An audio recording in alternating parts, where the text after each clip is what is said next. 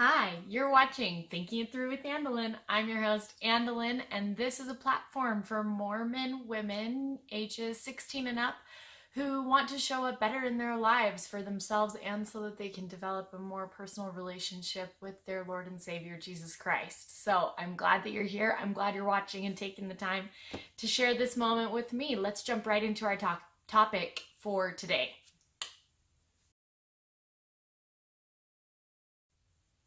All right, so today's topic is social etiquette. When we think of social etiquette, I feel like it has the connotation that we can somehow control how other people feel when they're around us if we show up a certain way, because there are these unwritten rules within our society that dictate this is how you show respect and this is how you can attract people to you. And while I believe that some of that is true to a certain extent, I never, ever, ever want you to do something from the viewpoint of if I show up this way, then the people around me will act a certain way. Because I promise there will always be people that are upset no matter what. Like, there's nothing that you can do that's going to change the way that they behave. So, because of this, I want you to think, I want to show up in the way that feels the best to me. And I'm going to suggest to you that having social etiquette will be one of the very best ways that you can show up. To illustrate this point a little bit, I want you to think, I'm going to take you back to a story of my history. When I was growing up, if someone in our family was being contentious with another sibling, right, and we're bickering and fighting about stupid stuff, my dad, bless his heart, would walk around the house singing Love at Home. And he was so funny about it now that I look back, because then I did not think it was so funny. But he would walk around and just slowly, there is beauty all around. And he'd like get right in your face and just like slowly put his hand on your head, and you would like be sagging under his weight because he's just trying to make a big joke out of the situation. And sometimes it worked, and by the end we were all laughing. But I gotta tell you, sometimes even though he was showing up in a way that felt good to him, right, he was like, I'm gonna just show up in the way that feels the best to me. There were many times that my siblings and I would be like, Dad, knock it off, right? We did not want to hear it at that time. And I would suggest to you that this right here, what we're talking about, is Satan's greatest frustration with our moods, because he wants us to be miserable like himself, right? And yet, we have the agency to choose how we're going to show up. So my dad has the agency to choose to be happy even though his kids are bickering. And we also have the exact same ability to say, you know what?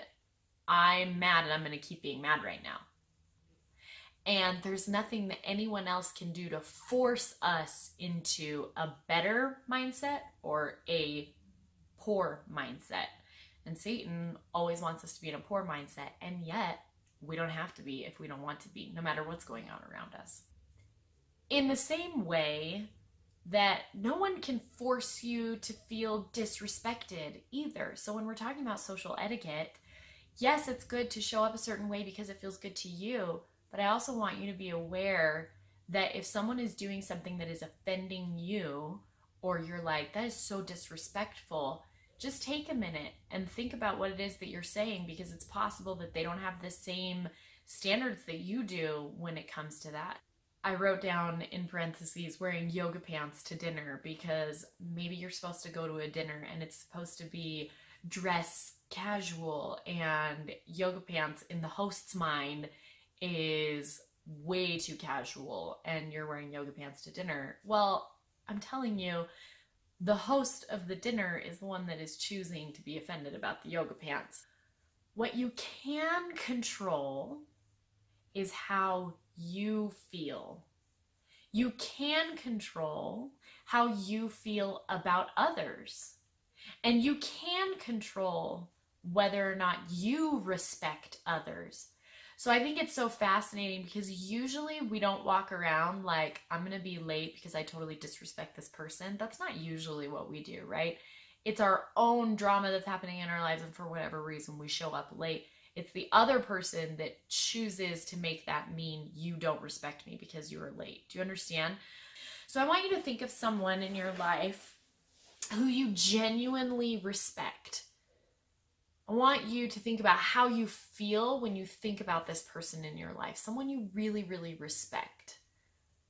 So think about that for a minute. Think about who it is that you really, genuinely respect. Sometimes it's like a trusted professor or a mentor in your life, a really good friend. So think of someone in your life whom you really respect.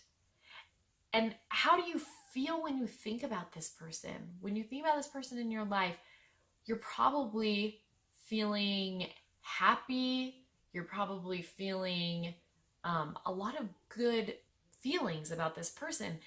That's what I'm talking about when I say you get to choose how you feel about these people. And what I'm suggesting is that you could feel those kinds of good feelings towards everyone that you're around. You can just choose to treat everyone with that kind of respect, and then you get to feel all of those good feelings all the time. Isn't that awesome? So we show up with our best faces on because it's the respect that feels really good to us, not because everyone else is expecting it of us, but because we feel good when we get to feel that respect. So I want you to try respecting everyone around you because it feels empowering and happy. Okay, so number 1 on our list is the golden rule. Treat others the way that you would like to be treated. Now, again, let's remember that we're starting with the golden rule, starting about treating others the way that we want them to be treated, because it feels so good when we respect others.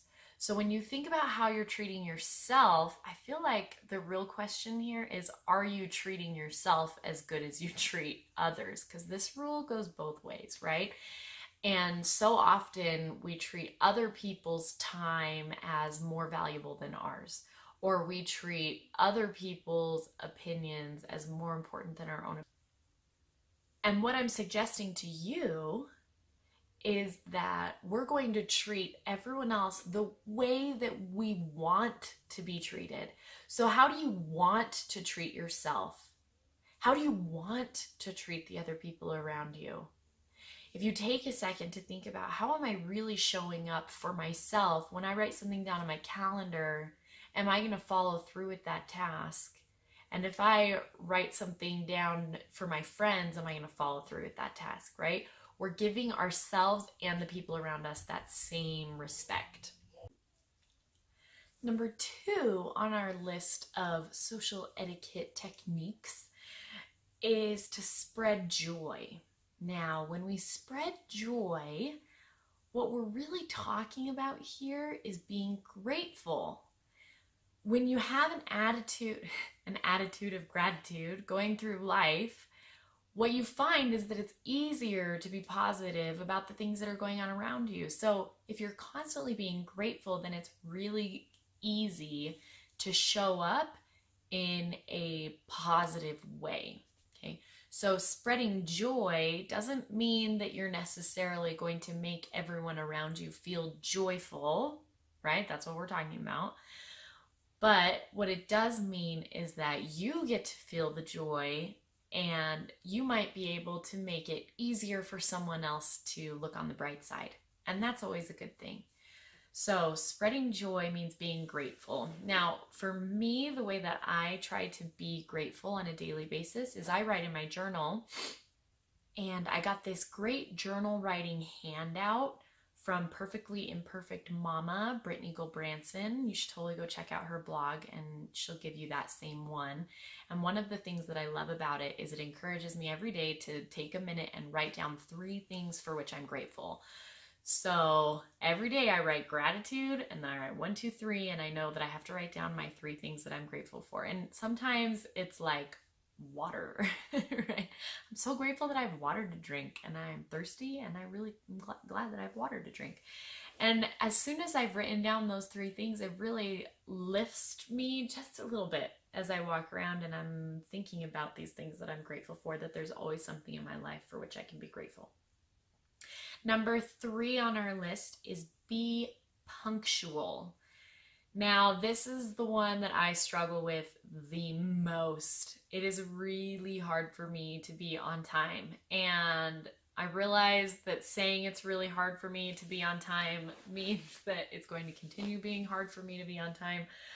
But it has never been one of my priorities to show up on time. And there are a lot of people out there that really offends when I am late to things. So it is something that I am working on, because I would like to be the kind of person that shows up on time. And so I work on scheduling my days and writing things in my calendar, and all of those things have helped me to be more punctual. And the reason that I want to be more punctual is twofold. Number 1, because when I choose to be punctual, then I'm punctual in my own life as well, for my own things. So if I tell myself I'm going to wake up at 6 o'clock in the morning and I set that alarm clock, there's no pressing snooze, because I'm a punctual person, right? That's the story that I'm trying to tell myself. I'm a punctual person. I'm going to wake up at 6 o'clock even if I'm tired, because I follow through with the things that I say and I'm on time. But the second reason that I want to be on time is for other people, because I know that it's hard for some people to feel the love that I have for them when I constantly am seemingly disrespecting their time by being late, and that's not the person that I want to be. So I try really hard to make sure that I'm scheduling things in my calendar and giving myself plenty of time to get to my locations and things like that. So if I've been late on you, I'm very sorry. I am consciously working on it. And I promise that I'm never late because I'm like, I'm ready, but I think I'll just sit on the couch for 20 more minutes because I really disrespect that person anyway. Right? It's never that. It's always that I've got something weird that happened and we wandered around the parking lot for 20 minutes trying to find the car or something like that. So yeah, that's the kind of stuff that happens to me. Okay, number 4, turn off your phone. I went to Maxim Playhouse last week and it was hysterical because the owner of the Playhouse got up and did kind of a stand-up routine about the policy and procedures for watching the show and things like that. And when he got to cell phone use, he was like, "Now, I want you to turn off your phones, because if I see that blue screen light up your face in the middle of the show, I'm going to break character, come over there and smack you in your stupid face." And we were all laughing so hard, because isn't that exactly how we feel sometimes? Like, we're there and we're trying to be present for the people around us, and they're just like zombie with the phone, and you just want to like smack them in their stupid face. I love that. And I'm totally guilty of this, being around the people that I love and feeling like everybody else is on their phone, so I get my phone out and I start looking at it, right?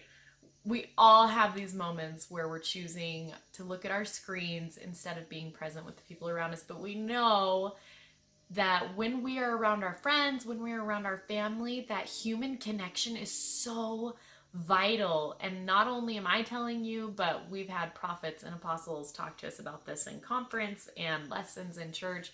And I'm telling you, you guys, putting down the phone is the most liberating thing that you could do, because it gives you the opportunity to make that true connection with the people around you.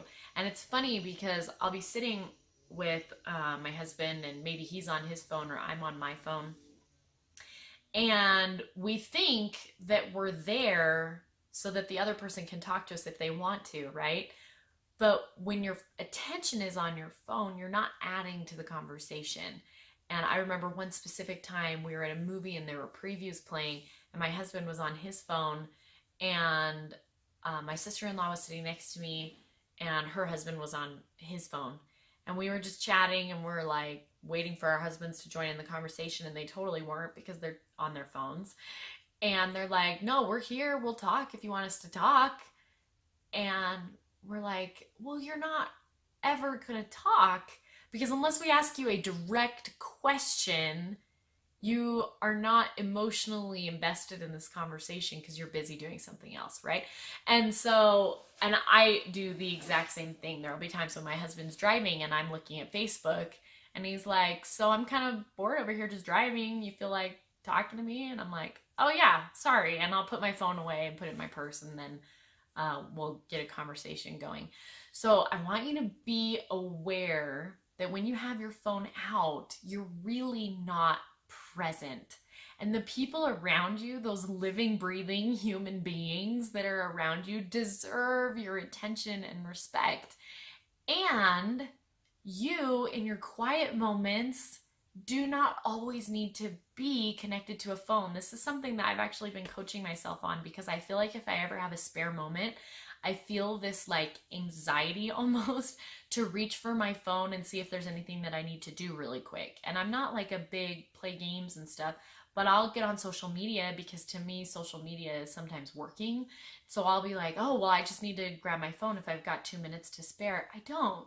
2 minutes to spare, I could just think and be present in the moment. So I want you to just try that on. Next time you have the knee-jerk reaction to grab your phone, I want you to just not grab it and like count to 30 before you pick up your phone, okay? That's my challenge to you. So turning off your phone. Number 5 I want to talk about is dress and appearance. Now, dress and appearance, again, twofold here. So there's dress and appearance that we talk about, which would be if they tell you to show up Sunday best for church on Sunday. Okay, that's dress and appearance. When I think we talk about social etiquette, that's what we're talking about. And then there's dress and appearance like in the For the Strength of Youth pamphlet, which is talks more about modesty and cleanliness, right? So we're going to talk about it all for just a second. I want you to think about dress and appearance when you're showing up for job interviews, when you're showing up to class, if you're going to school, if you're showing up for work, if you're showing up to hang out with your friends, what are you guys doing? Okay. All of those things that we're talking about, the way that you dress really does affect how you show up for your tasks. So if you're going to school and you're wearing your pajamas, I promise that the clothes you choose to put on your body in the morning and that time that it takes you to get ready changes the focus of your mind. So if you choose to show up in your pajamas to class, that the lack of being physically ready will also affect your ability to be mentally ready for the tasks ahead of you, which is why a lot of colleges will have dress codes that you can't wear pajamas to class, but there are many that don't care and that you could show up however you want. I'm telling you, you take that time to get ready and you will show up better for your tasks. Now, the same conversation exists when we talk about modesty. Now, when we talk about modesty, I always hear modest is hottest, and I always used to say that when I was a teenager, but I didn't understand that modest is hottest. What it implies is that you're dressing modestly so that you can be hot, right? And yeah, I want to be attractive, but I don't want to dress for anyone other than me. So if I'm going to wear a cute flowery shirt, my husband's going to say it looks like my grandma's tablecloth. And I'm going to say, I think it's the cutest shirt in the world and I'm totally going to rock it. Okay. So I'm dressing for me. I'm not dressing for anybody else. And in the same way that, especially as a single young adult, I want you to think about putting on clothes that make you feel strong and empowered and one with Heavenly Father and able to feel the Holy Ghost inspiring you. Those are the kind of clothes I want you to put on. And I don't want you to put them on because you're thinking, if I wear this thing, then boys will respect me more because I'm dressing modestly. They may not, right? They may not. Or I'm going to wear this immodest thing because if I wear this immodest thing and show some skin, I'll get that kind of attention, right? I'll get attention from the people that are looking at me in a way that makes me feel good. And they may not. You can't control how other people are treating you, right? And the reality is that's not empowering at all. You should use your own thoughts to create that empowerment. Your own thoughts that say, I am beautiful and sexy and vibrant and fantastic. You want to be able to think those things for yourself, not because other people are reinforcing those thoughts for you. Okay? So, and in the same respect, wearing something immodest or seeing someone else wearing something that is immodest does not mean that you get to treat them in any negative way. So if someone is dressed immodestly, they deserve the same amount of respect and love and appreciation that you would give anyone else in your life. So because looking at it in the alternative way, dressing correctly and modest is hottest and people should show up in this certain way, that's the kind of mentality that reinforces rape mentality, right? Oh, no. She's responsible for the way that she dressed and therefore responsible for the way that other people treat her. No way, Jose, okay? That is not true. You're responsible for how you show up. You're responsible for your own body's autonomy, and everybody else is responsible for the way that they treat all of the humans around them, and all of the humans around them, regardless of the way that they are dressed, deserve respect. So if your friend shows up to class in pajamas, then you still must treat your friend with respect, okay? Same with the professor. I would expect a professor at college to treat a student with the same amount of respect that's wearing pajamas as someone that is dressed to the nines, okay? And I say that because we're all humans and we all deserve the same amount of respect for being living, breathing humans. But how do you feel when you're the person wearing pajamas versus when you're the person that's dressed to the nines? That's the mindset. I want you to focus on you and just let go of everybody else and throw out your manuals that say everybody else should show up the same way that I've chosen to show up. That's not true. That may not be true for them. They may need to show up a different way. You, however, can show up as your very best self because it feels awesome and you will be ready for your day when you show up that way. So I want you to think about one of the things on this list that we've talked about. We talked about the golden rule, spreading joy, being punctual, turning off your phones, and dress and appearance. We've talked about these 5 things. I want you to pick one of them and focus on it for this next week. Come back and write in the comments which one you worked on and tell us how it went when you started putting down your phone and looking at everybody else with their phones out and went, hey, hello, I'm over here and I want to talk to somebody. See who else will put down their phone, okay? I want to hear these kinds of stories. So come back, join me, and tell me about what happened and what went down for you. I would also love to hear from you guys. So if you are loving this YouTube channel and you have something that you want me to bring up and talk about and maybe research for you in the scriptures or whatever, let's talk about it. Okay, so post in the comments or on my Facebook or Instagram and let me know what you want me to discuss and just bring it up so that we could talk about it here. I have some really fun things coming for withandilyn.com. I built it a couple of weeks ago and then I went on my trip and it's been kind of stagnant and now I'm home and school's starting for the kids, so I'm jazzed of the things that I get to bring you there. One of the things that I am going to start with is my own self-coaching that I do in my journal.